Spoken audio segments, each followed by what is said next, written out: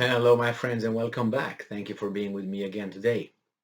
We got some new information on how the so-called trials of the Azov battalion fighters will occur, will take place, or at least how some people think they should take place, under what circumstances. Little by little, we'll find more and more information on the fate of those fighters who surrendered from Azovstal steel plant in Mariupol.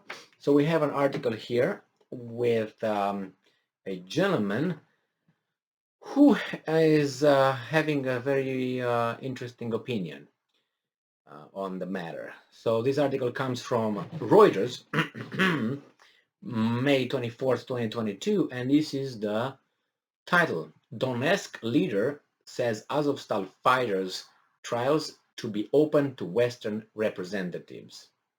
So Donetsk leader says Azovstal fighters trial to be open to Western representatives. Whew, what would that mean? Open to what? To observe, to participate, actively participate in the trials, or what? So a Russian-backed separatist leader in eastern Ukraine said on Tuesday that foreign representatives, including Western ones, would be invited to a trial of Ukrainian fighters there, according to an Interfax news agency report. Prosecutors in the region are working with Russia on the composition of a tribunal to try the fighters, Interfax quoted Denis Pushilin.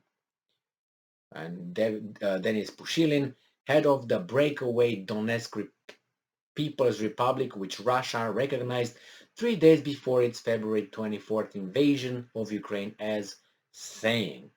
Russia said last week that almost 2,000 Ukrainians had surrendered after making a last stand in the ruins of Mariupol, where they had held out for weeks in bunkers and tunnels beneath the vast Azovstal steelworks. The defense was led by the Azov regiment/battalion, which Russia cast as a, and I'm quoting, Nazi and quote, militia with radical far-right origins. Ukraine denies that, saying the unit has been reformed and integrated into its armed forces and is outside politics. Pushilin has said that, I'm quoting, Nazi criminals, end quote, among those who surrendered should go before a tribunal, a stance backed by leading members of the Russian parliament. On Tuesday, he said that the main trial would be preceded by, and I'm quoting, immediate ones, of which one of the first would probably be held in Mariupol. And I'm quoting, we should not delay. Interfax quoted him as saying. The International Committee of the Red Cross said last week it had registered those leaving the plant to keep track of prisoners. It said that under the 1949 Geneva Conventions, the body of international law relating to the treatment of captured military personnel and civilians, it must have immediately access to all prisoners of war. The Kremlin has said the fighters who surrendered will be treated according to the international standards. Very, very nice and very promising. See how much that would be fulfilled. Well, I would invite all these international observers, and I could even allow them to participate to a certain extent, make it more how should I put it, more legitimate. Even though doesn't really matter if you look at this, because the victors always have the power to determine what's right and what's wrong.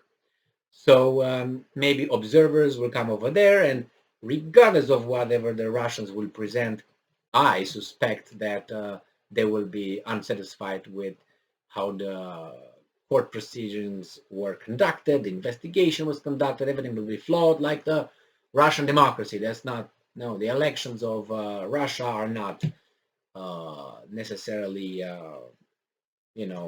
fair. That's why they call Putin a dictator.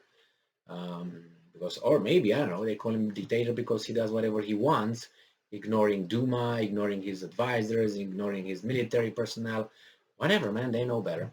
So I hope that the international observers will be allowed to observe it. I don't know if they will be allowed to participate, because if you remember 2 days ago or yesterday, I think 2 days ago, a 21-year-old Russian tank commander was sentenced to life in prison for for killing a civilian, from what I remember. And there were no international prosecutors or judges or attorneys or anything like that. So I don't know why the Russians would be, but probably for the legitimacy of the trials, probably observers, and obviously the participants will be like they always are. You show them black and they say it's white, according to whatever they want to see. Well, good. Uh, Maybe they will be also televised, so people can eat chips, popcorn, and drink their beer and be happy with their lives. Thank you very much for being with me again today. Stay strong, stay smart, look for the truth, and be just. See ya.